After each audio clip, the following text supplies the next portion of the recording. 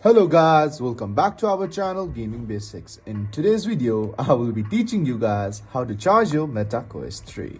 So at first, just look onto your box and find this dock. And as you find it, and also you can find the cable right there. And just connect this Type-C right in here. And just plug it to any multi-plugs or the switch you have. And after you plug it, just pick up your Meta Quest 3.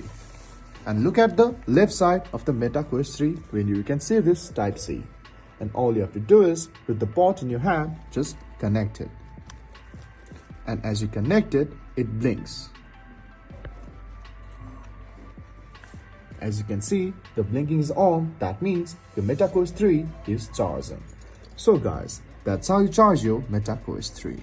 If you find our video helpful, please leave a like and please do not forget to subscribe our channel. Also hit the bell icon to get updates with our latest videos and drop a comment for reviews and more content like this. I will see you guys again in our next video. Thank you for watching.